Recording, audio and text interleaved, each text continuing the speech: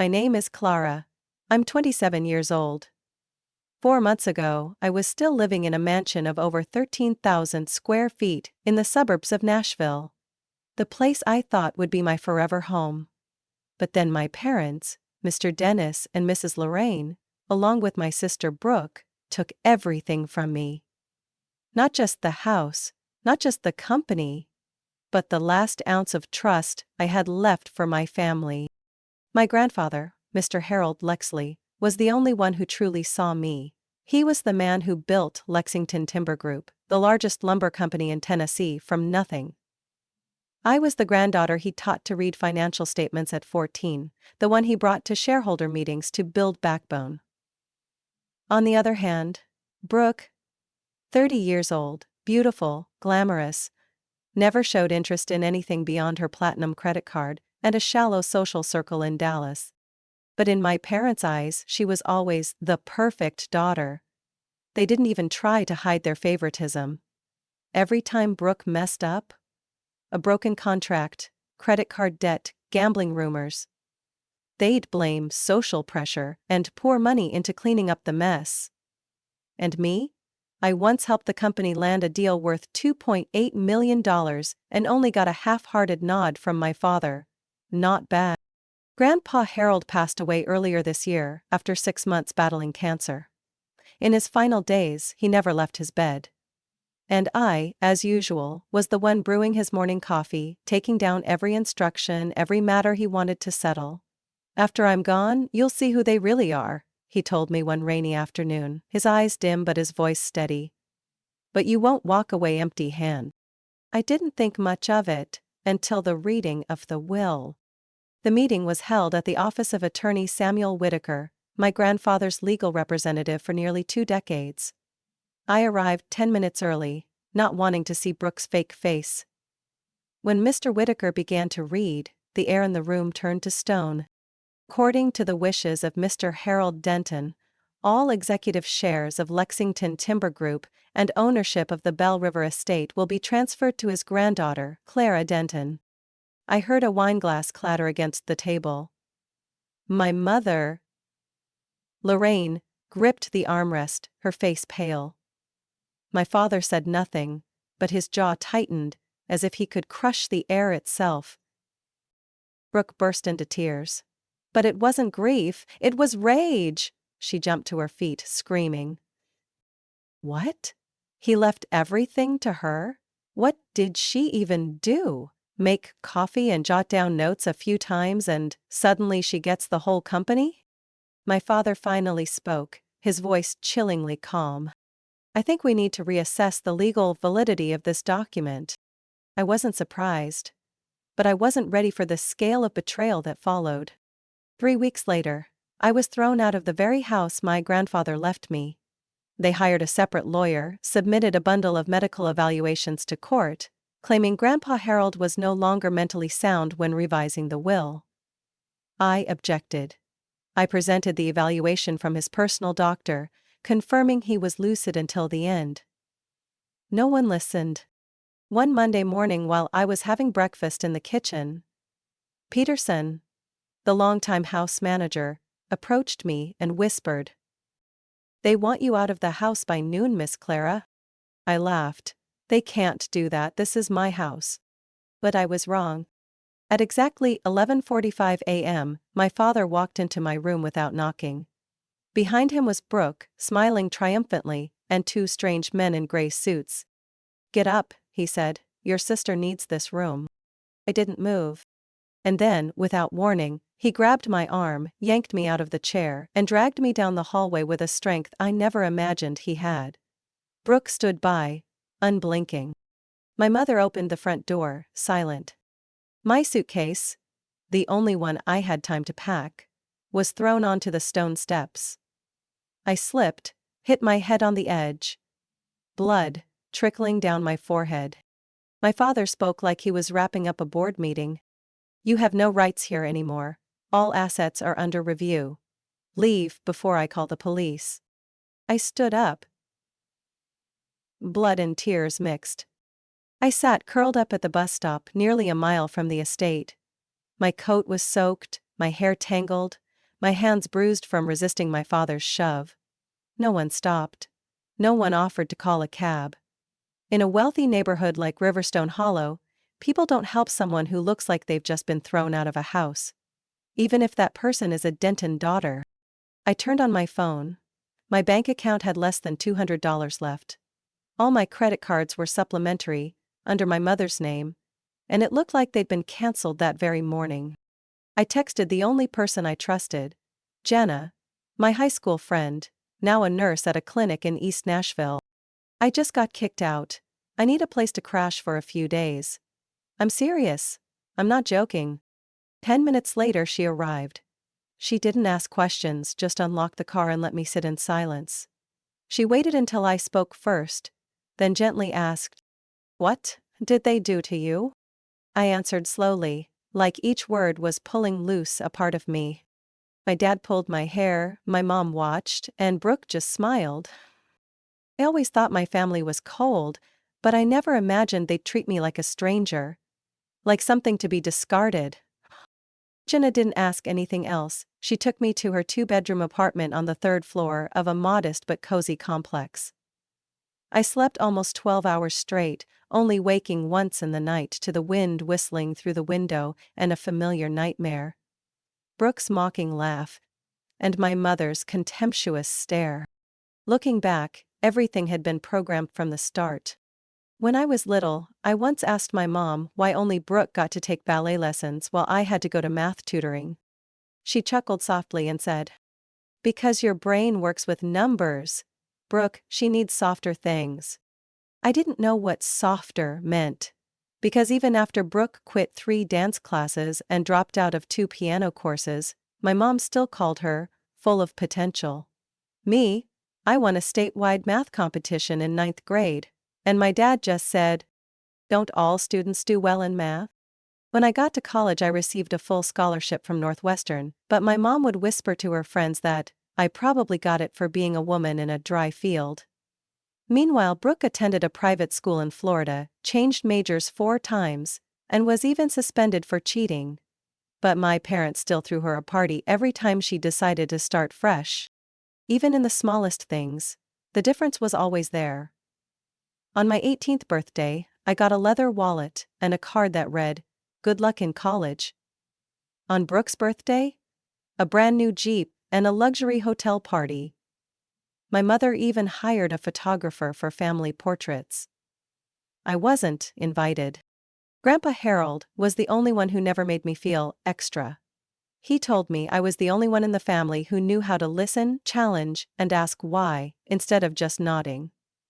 Every weekend I came home, he'd spend hours reading a chapter of a business strategy book with me, or reviewing the company's balance sheets.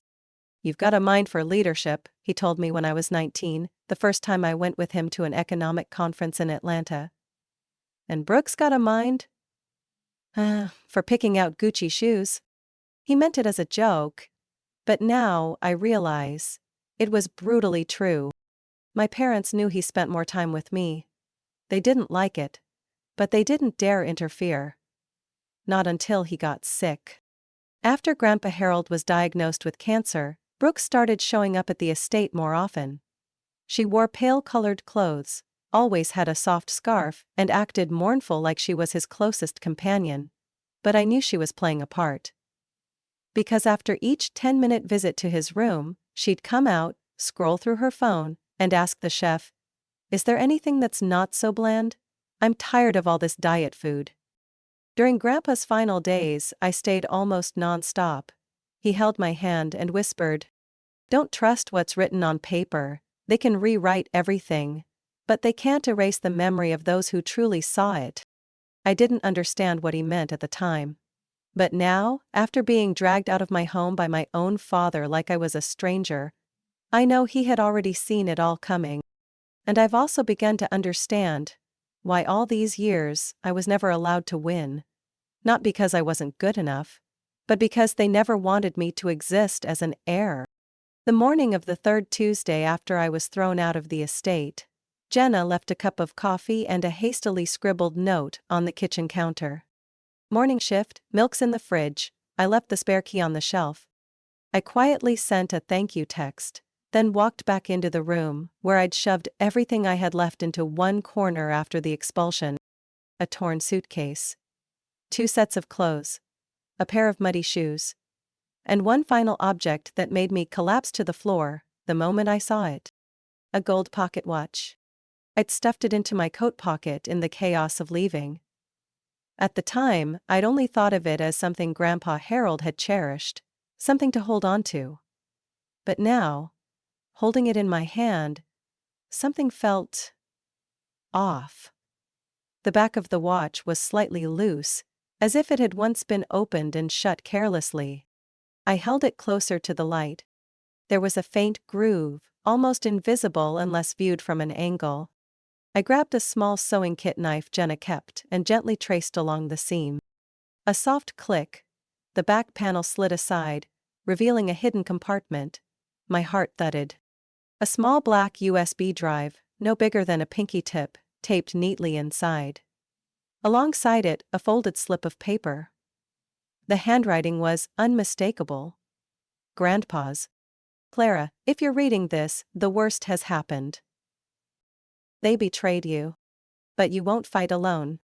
Find Mr. Richard, his number and address are on the back. He'll know what to do. My hand shook as I peeled the tape off the USB, laid it gently on the table, then flipped over the note. The address was in northern Franklin, about a 40-minute drive from Nashville, with a handwritten landline number, 61584233382. I didn't know what I was hoping for, but I knew one thing. If Grandpa Harold left a USB and named someone called Richard, it wasn't random. I called. 3 rings.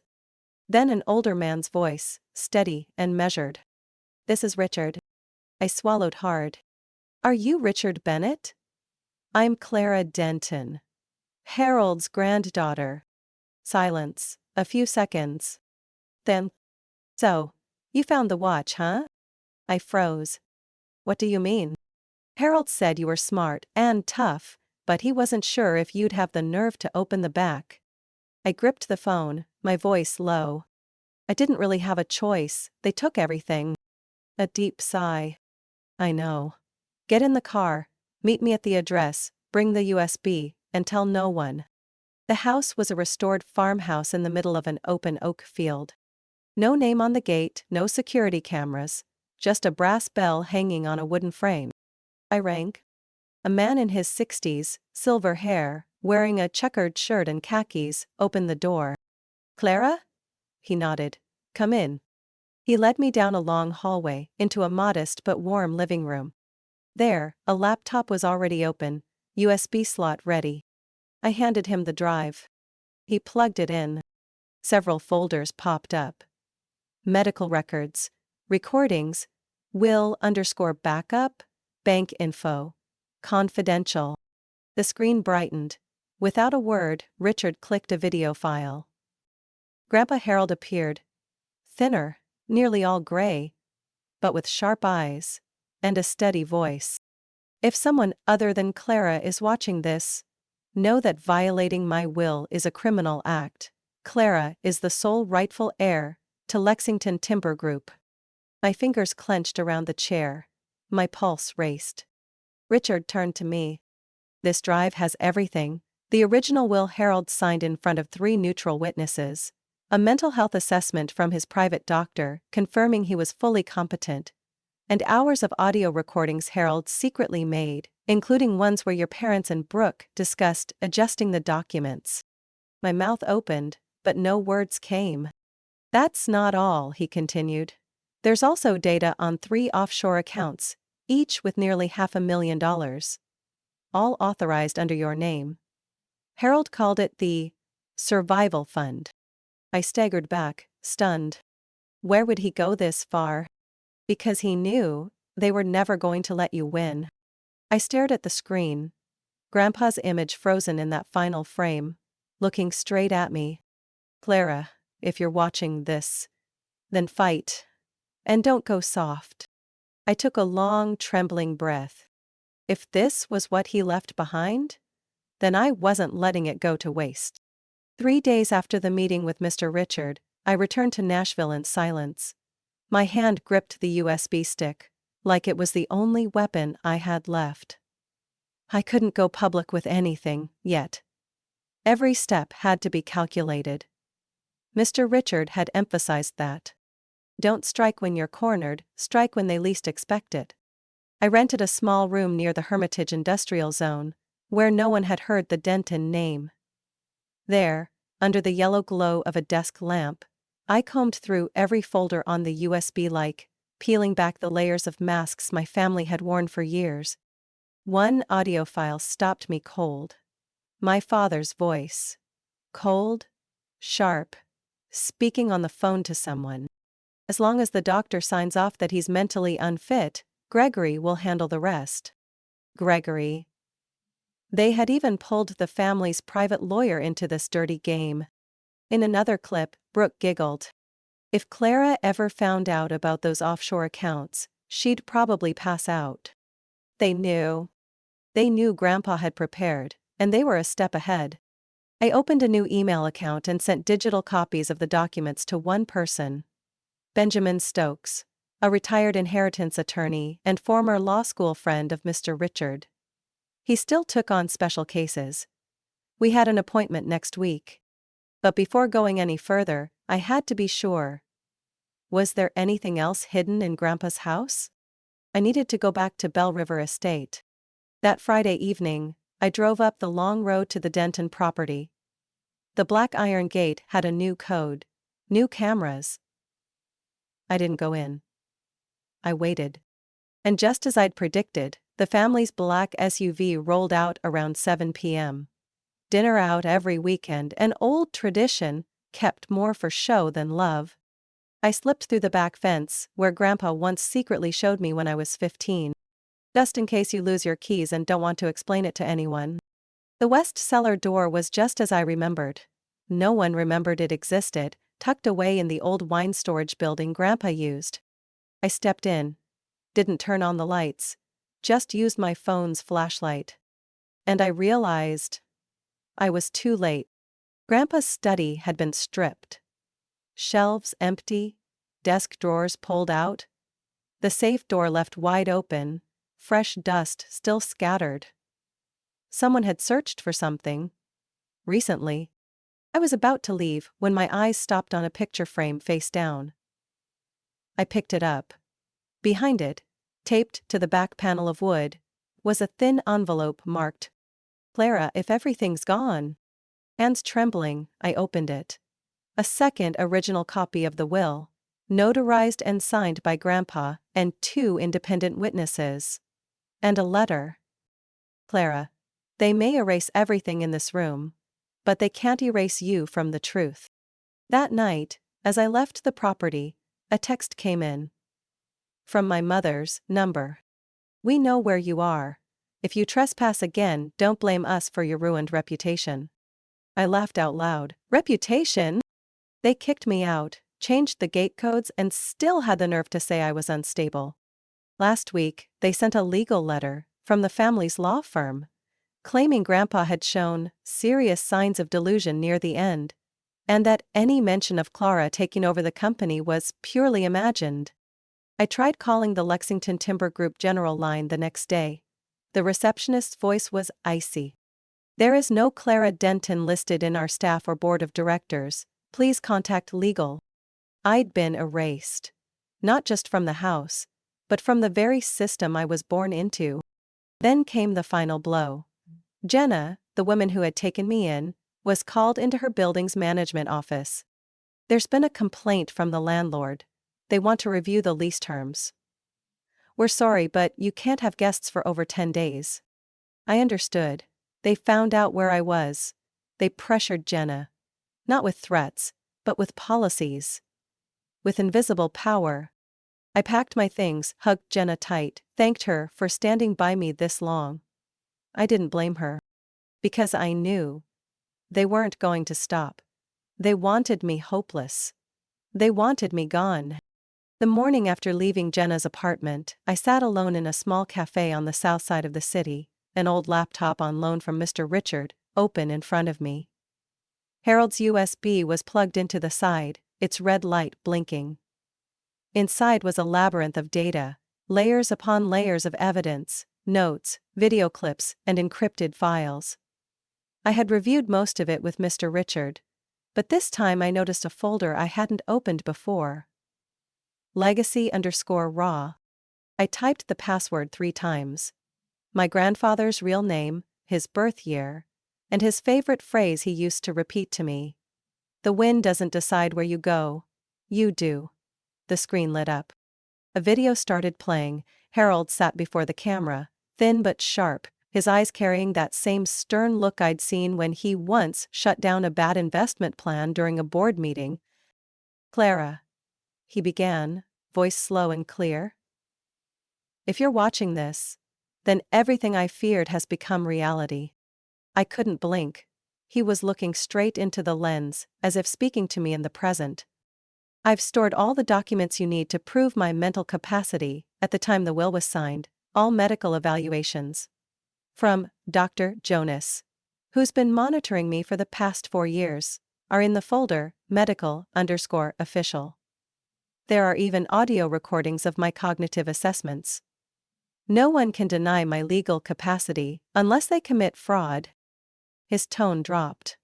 "Gregory Phillips, my former attorney, may have been bribed. I suspect he'll cooperate if Rebecca and Dennis attempt to meddle with the will. If that happens, go to Lawrence Greer, the co-founder of Lexington Timber." I looked up. Lawrence Greer? I thought he'd retired from the industry long ago.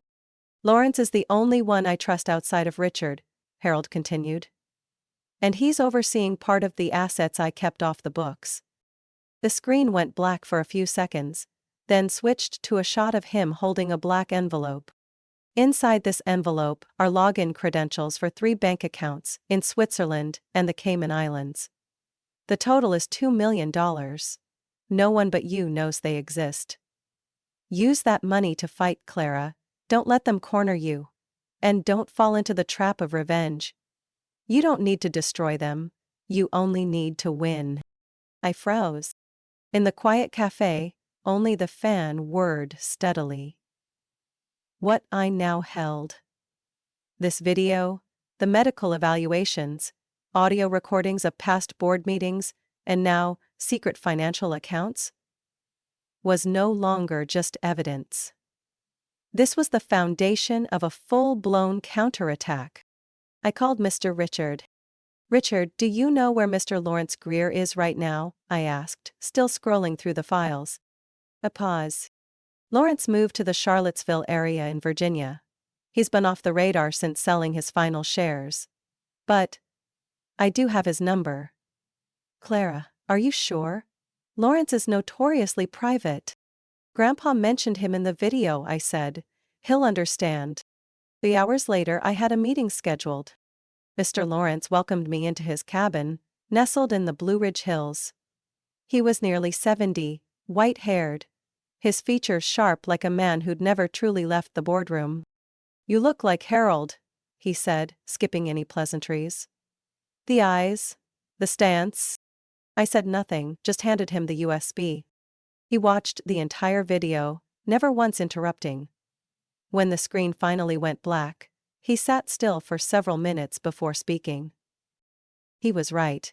Gregory's an opportunist, and Dennis, he always resented Harold for bringing you onto the junior advisory board. I once overheard him tell Brooke, "Once the old man dies, everything goes to the ones who actually deserve it." I looked at him, eyes unwavering. "Are you willing to help me?" He nodded. "I'm not doing this for legacy. But I owe Harold. And I won't stand by and watch them tear apart the company we spent nearly 3 decades building." He pulled an envelope from a small safe hidden behind a painting. "This is a copy of the company's founding charter, with a clause Harold secretly added in his final year. Any transfer of ownership must be approved by the Ethics Oversight Board. A panel of 3, me, Mrs. Martha Jenkins, the former chief accountant, and Mr. Bruce Lanning, an independent auditor." I went numb. My family had no idea this existed. "Clara," he said, voice deeper now. You don't have to destroy them, just expose the truth, and with everything you have, trust me, the truth will take care of the rest. End of chapter 11. I gripped the armrest, knowing once again I was no longer the daughter, dragged out of her home in the rain. 3 days after meeting with Mr. Lawrence, I sat in attorney Benjamin Stokes's office in downtown Nashville. The office was small, discreet, and incredibly quiet. No flashy signs, no elaborate reception. Just a small brass plaque by the door engraved in classic lettering.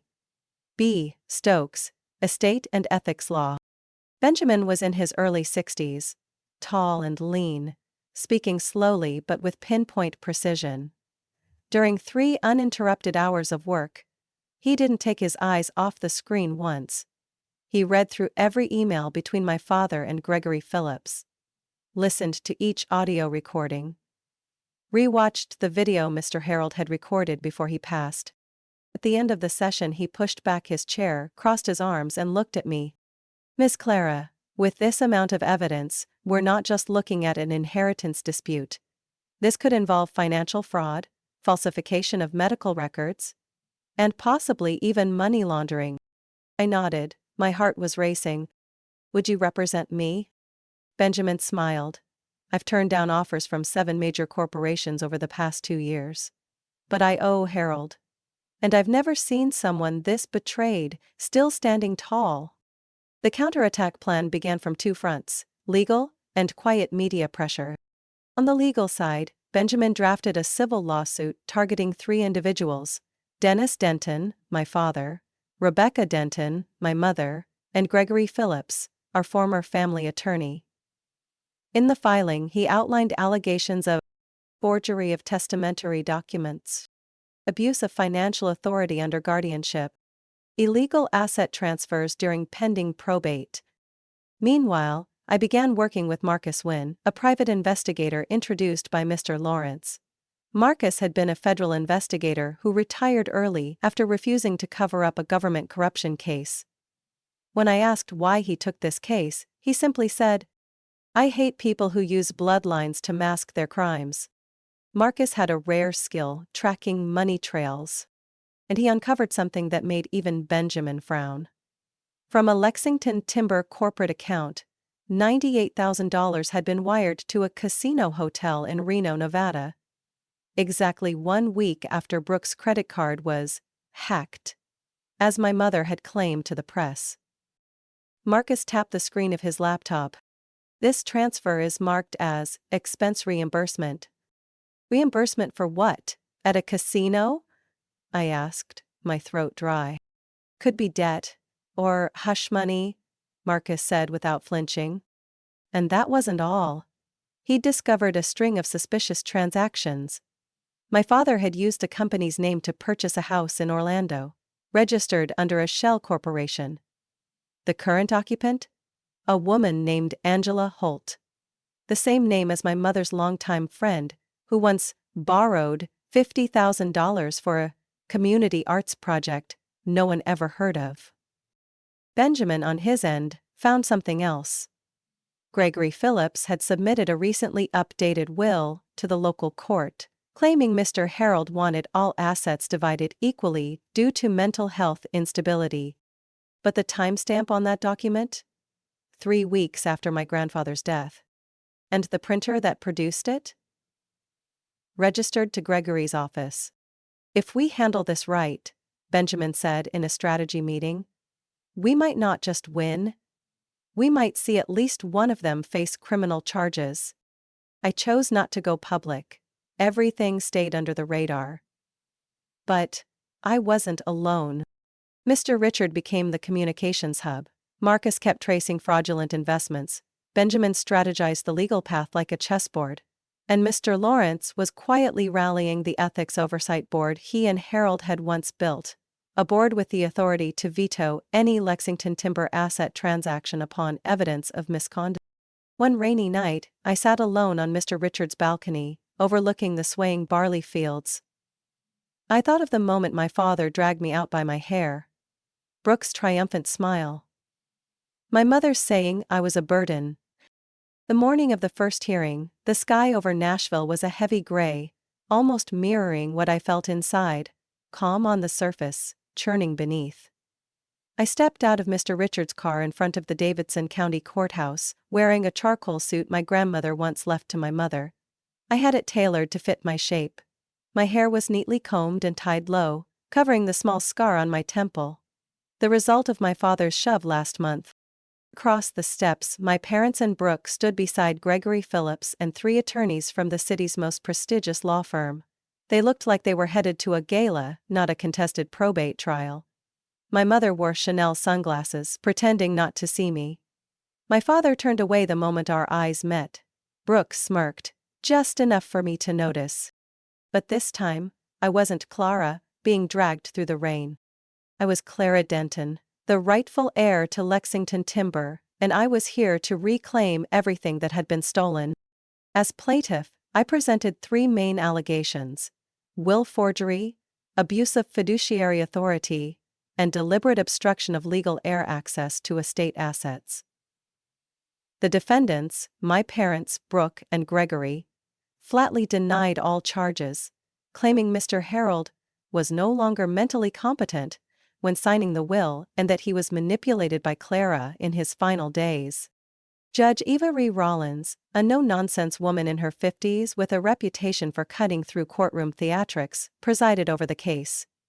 From her opening remarks, she made her stance clear. We are not here to rule on emotions, we rule on evidence. And that's exactly what we had. Benjamin began with a 21-minute video Mr. Harold had recorded 1 month before his death. His image appeared on the courtroom screen, frail, yes, but eyes sharp, hands slightly trembling, voice firm. In the video he stated clearly, I, Harold Denton, in a sound and lucid state of mind, leave all operational shares of Lexington Timber and the Bell River Estate to my granddaughter, Clara Denton. I have a specific reason: her capability, her integrity, and her commitment to this legacy. When he spoke my father's name, Dennis, my father's face froze. Mr. Harold called him financially reckless and more concerned with social standing than ethics. About my mother he simply said, chooses silence to preserve peace, even when it harms the company. As for Brooke, his tone was gentle but firm. I love her like my own, but I can't entrust a legacy to someone who's never held a job longer than 3 months. Next came the testimony of Dr. Jonas, Mr. Harold's physician for the final 3 years of his life. He presented medical records, cognitive evaluations, and footage from his final interview, recorded by Mr. Richard. Mr. Harold was fully competent, Dr. Jonas emphasized. He knew exactly what he was doing. I signed off on it, not because he was my patient, but because it was true. Then came Martha Jenkins, Mr. Harold's former assistant. Her hair silver and neatly tied back, her eyes steady. I was there when Mr. Harold signed the will, she said. No pressure, no doubt in his clarity. And I saw him cry when he said, I hope Clara won't need the law to prove what's right. Then the most unexpected witness. Peterson, our family's housekeeper of over 25 years. He wore an old suit, but his eyes didn't flinch. I saw Mr. Dennis drag Miss Clara out of the house. I heard Mrs. Rebecca say, as long as she's gone, everything can be sorted later. And I once overheard Gregory Phillips discuss with Mr. Dennis about drafting a more controllable version of the will. The courtroom fell silent. My father shut his eyes, my mother looked away. Gregory flushed, wiping sweat from his brow, though the room was cool. Finally, Benjamin wrapped up with a thick file containing financial records showing Brooke used company funds to cover gambling debts. Emails from Gregory to my father discussing how to soften the will's language. Handwritten journals from Mr. Harold, provided by Mr. Lawrence, in which he wrote, if I die, and Clara is shut out, the law must be her final refuge. I trust Clara. And I believe the truth will outlive any performance. 3 days later, the ruling came. Judge Rollins entered with a stern expression. Based on the evidence, consistent testimony and verified legal documentation, she said. The court finds that the will, signed by Mr. Harold Denton, is valid and reflects his genuine intent. I held my breath. All inheritance rights and shares are hereby restored to Clara Denton. Furthermore, this court orders the immediate suspension of Mr. Dennis Denton and Mrs. Rebecca Denton from any executive role at Lexington Timber. Gregory Phillips will be referred to the State Bar for professional ethics review. I didn't cry. I simply stood, nodded at the judge, and turned to face them, my parents Brooke, Gregory, still frozen in their seats like stone statues. On a December morning, I returned to Lexington Timber Group, as mist still clung to the treetops outside the 19th floor window. When the elevator doors opened, no one looked at me like I didn't belong anymore. They knew who I was, and this time, no one could take that away. The CEO office remained unchanged, the old brown leather chair, the oak desk with worn corners from when Harold was still alive. But the nameplate on the desk had been replaced. Clara Denton, CEO. The first thing I did wasn't to hold a press conference, nor to launch the mass firings people had gossiped about. I simply called a meeting with accounting, legal, and senior HR. On the screen, I laid out a 6-month restructuring plan. Cut vanity expenses. Cancel all shady contracts signed under my father's leadership. And establish the Harold Denton Ethics Fund. An internal initiative to protect whistleblowers. Someone asked, "What about your family? Mr. Dennis, Mrs. Rebecca, do they still have any role?" I answered clearly, without hesitation. They are no longer affiliated with this company in any capacity and they never will be. That afternoon, I signed an order to reclaim all assets my parents had misappropriated from Lexington Timber. The Bell River estate was quietly listed through a trust. My mother sent an email. Her first contact since the trial. "Clara, I know there were mistakes. But I'm still your mother, at least let us talk. Not about assets, but about blood." I read it. And deleted it. Brooke was the only one I agreed to meet in person. She showed up 15 minutes late, dressed unusually plain, an old knit coat, flat shoes, no makeup, no posing. When she saw me waiting in the cafe corner, she hesitated. Like she expected to be turned away. "I don't expect forgiveness," Brooke began, her voice softer than I'd ever heard. "I just wanted to thank you for not suing me." I looked at her, the one who had trampled over me since childhood. But now, her eyes held no arrogance, only exhaustion and confusion. I didn't bring up the past. Not the stolen things, the slander, or the day she laughed, while my father dragged me out of the house. I simply asked, "What are you planning to do next?" She stayed silent for a long moment, then pulled out a folded paper. "A registration form for a financial recovery and trauma counseling program in Atlanta. My therapist said I should write a real apology," she said. "But I don't think you need to read it. I just wanted to show you, I'm trying to start over." I nodded, placed a folder on the table and slid it toward her. "Inside is a scholarship from Grandpa's fund. If you truly want change, this means you won't have to depend on anyone anymore." She frowned. "What's the catch?" she asked. "None," I said. "But there won't be a second chance." Brooke burst into tears. For the first time in my life I saw real tears from her. Months later, Lexington Timber reported rising profits again. But what made me prouder was this. 12 employees whom my father had once fired for being a poor cultural fit had been invited back. And 2 of them were now leading our most critical departments. I also finally purchased a small home on the east side of the city. A 2-story wooden house with a backyard full of lavender, just like Grandpa once dreamed for me. On the first anniversary of his passing, I visited his grave again. I placed a small wooden box in front of his headstone. Inside was the pocket watch he left me. I whispered, "You kept the time, I kept the promise." Later I received letters from my father, through their attorney, wanting to discuss reconciliation. They cited everything: age, health, family honor. I never replied. Forgiveness isn't a ticket back. It's just how I let go of hate so I could move forward. And to me, justice isn't about bringing the wicked down. It's about preserving what's worth keeping. Grandpa once taught me, strong isn't who gets revenge, strong is who doesn't let pain turn them into what hurt them. Now I understand. I don't need to prove anything anymore. I just need to live true to myself and let silence speak for me. Clara's story is clear proof that real family isn't built on blood, but on integrity and resilience. In real life, some people called relatives will trample you for greed. Speaking up, protecting yourself, and setting boundaries isn't betrayal. It's the first step toward healing. Sometimes, the greatest strength doesn't lie in revenge, but in standing firm, keeping your dignity through betrayal, and starting over on your own terms.